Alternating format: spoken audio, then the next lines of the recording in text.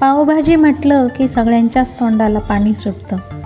रस्त्याच्या गाड्यावर मिळते तशी चमचमीत आणि चवदार पावभाजी जर घरात मिळाली तर मग स्वर्ग सुखच. चला तर मग आपण आज अगदी गाड्यावर मिळते तशी परफेक्ट पावभाजी घरी बनवणार आहोत आणि त्यासाठी तुम्ही व्हिडिओ शेवटपर्यंत बघा. नमस्कार, मी मनीषाज किचनमध्ये तुमचं स्वागत आहे. तर पावभाजी बनवण्यासाठी इथे मी घेतलेले आहेत हिरवे वाटाणे. हे फ्रोझन वाटाणे आहेत. त्यानंतर 2 ढोबळी मिरची घेतलेल्या आहेत, त्या बारीक कापून घेतल्या आहेत. 2 मध्यम आकाराचे कांदे बारीक चिरून घेतलेले आहेत. 2 टोमॅटो घेतलेले आहेत, त्याची प्युरी बनवणार आहोत. 1 टोमॅटो बारीक कापून घेतलेला आहे. त्यानंतर लसूण आणि आलं घेतलेलं आहे, ते पण आपण पेस्ट बनवून घेणार आहोत. त्यानंतर इथे मी 4 ते 5 बटाटे घेतलेले आहेत उकडलेले. 1 कप फ्लावर घेतलेला आहे आणि 1 छोटासा बीट त्यात टाकलेला आहे. बीट टाकल्यामुळे पावभाजीला रंग छान येतो. तर फ्लावर, बटाटा आणि बीट मी कुकरला उकडून घेतलेला आहे. 4 ते 5 शिट्ट्या घेऊन चांगले मऊ शिजवून घेतलं आहे, म्हणजे ते व्यवस्थित मॅश होतं चांगलं शिजलेलं असलं की. तुम्ही पाहिजे तर मिक्सरला पण करू शकता, पण मिक्सरला खूप बारीक पेस्ट होते आणि आमच्या घरात जास्त बारीक पेस्ट आवडत नाही. थोडंसं खाताना जरा चंक्स लागले की बरी वाटते ती पावभाजी. खूप बारीक पेस्ट आवडत नाही. अशी मॅशरने केली की मग त्याचा थिकनेस बरोबर येतो, पाहिजे तशी कन्सिस्टन्सी बनते. तर मी अशी मॅशरनेच मॅश करून घेत असते. तर हे बघा, तुम्ही बघू शकता बीट टाकल्यामुळे रंग किती छान आला इथे. तर आता लगेच आपण भाजी करायला सुरुवात करू. तर इथे मी कढईमध्ये तेल घेतलेलं आहे, अर्धी पळी.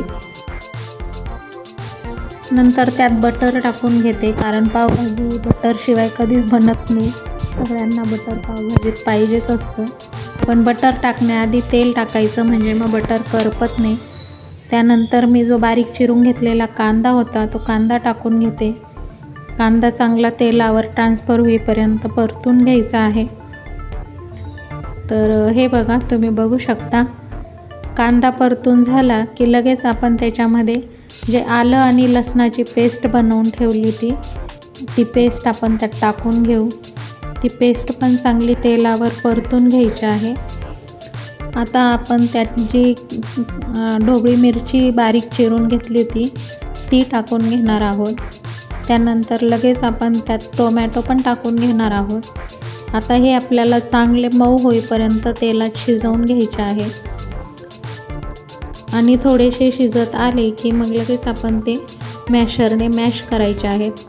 कारण जेव्हा गाड्यावर पावभाजी बनवतात तेव्हा अशाच पद्धतीने ते तव्यावर टाकतात कच्चेच कांदे आणि टोमॅटो आणि मग ते तिथे मॅश करतात. ते सगळं शिजवून घेत नाहीत. आता मी मटार फ्रोझन घेतल्यामुळे मी मटार तसेच घेतलेले आहेत. जर तुम्ही हिरवे वाटाणे घेतले, कच्चे हिरवे वाटाणे, तर ते कुकरला आधी शिजवून घ्यायला लागतात.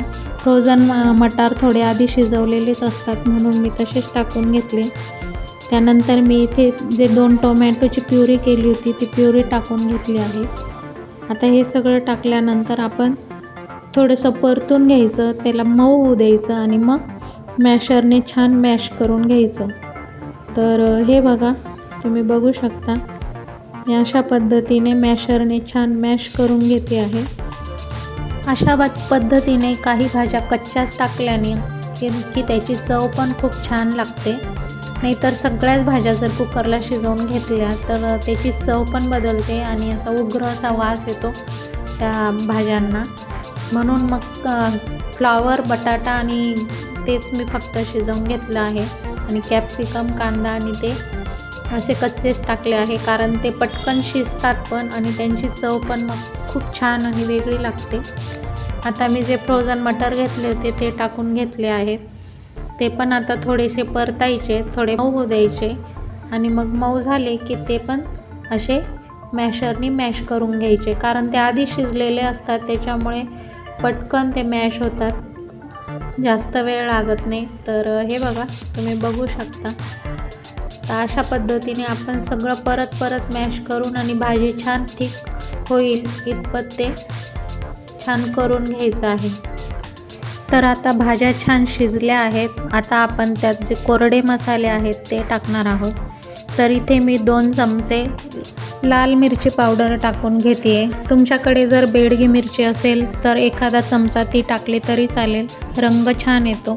2 चमचे पावभाजी मसाला आणि फक्त पावच चमचा मी हळद टाकणार आहे, कारण पावभाजी जेवढी लाल दिसते तेवढी खायला छान वाटते, दिसायला छान दिसते. तर मी पाव चमचाच हळद टाकून घेतली आहे. तर मसाले आता छान तेलावर परतून घ्यायचे आहे आणि मसाले परतून झाले की मग त्यानंतर आपण जे फ्लॉवर, बटाटा आणि बीटचं मिश्रण मॅश करून ठेवलेलं आहे ते आपण त्याच्यात टाकून घेणार आहोत. तर हे बघा, अशा पद्धतीने मसाले मी छान परतून घेतले आहेत. आता बटाट्याचं मिश्रण मी त्याच्यात टाकून घेते आहे.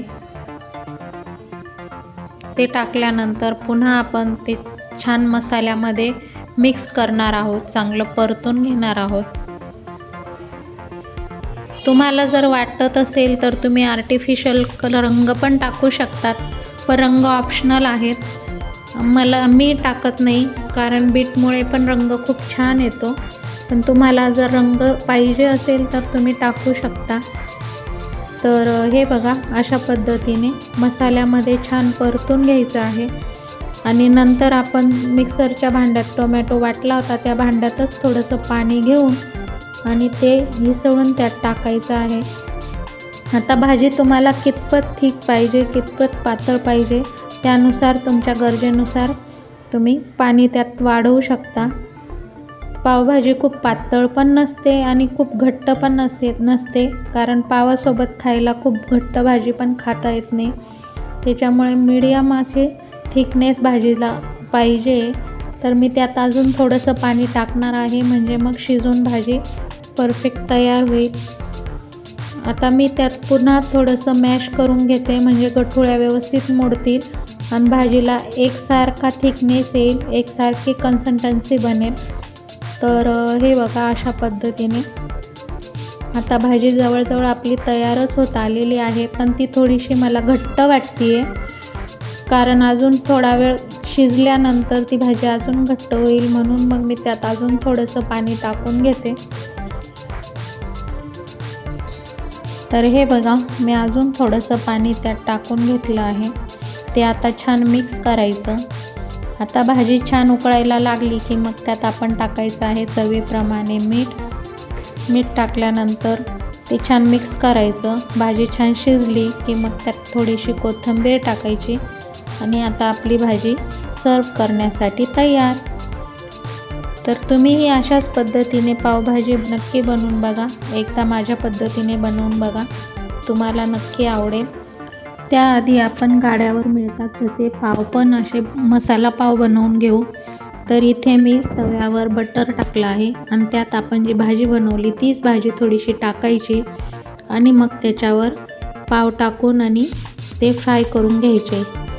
हे पाव खाताना चवीला खूप छान लागतात भाजीसोबत आणि असे गरमागरम पाव जेवताना वाढायचे. तर आता आपले पाव पण रेडी आहेत, भाजी पण रेडी आहे. चला तर मग आपण लगेच सर्व करू. तर हे बघा, तुम्ही बघू शकता भाजीचा थिकनेस तुम्ही बघू शकता, अगदी परफेक्ट गाड्यावर मिळते तशी आपली पावभाजी तयार झाली आहे. तर आता इथे माझ्या मुलीला चीज आवडतं, म्हणून मी भाजीत चीज टाकून तिला देणार आहे. चीज अगदी ऑप्शनल आहे, तुम्हाला वाटलं तर टाका, नाही टाकलं तरी चालेल, कारण असंच बटर टाकून पण पावभाजी खूप छान लागते. पण पावभाजीसाठी बटर हे पाहिजेच. बटर नसेल तर तुम्ही साजूक तूप वापरू शकता. तूप टाकून पण भाजी खूप छान लागते. तर आपली चीज पावभाजी आता तयार आहे. तर तुम्हीही माझ्या पद्धतीने पावभाजी नक्की करून बघा, मला खात्री आहे तुम्हाला नक्की आवडेल. तर तुम्हाला माझी रेसिपी कशी वाटली कमेंटमध्ये नक्की सांगा. अजून कुठली रेसिपी तुम्हाला बघायची असेल तर तेही सांगा. रेसिपी आवडल्यास रेसिपीला लाईक करा, शेअर करा आणि माझ्या चॅनलला सबस्क्राईब करा. अशाच नवनवीन रेसिपीजसोबत आपण पुन्हा भेटू. व्हिडिओ शेवटपर्यंत बघितला त्याबद्दल धन्यवाद.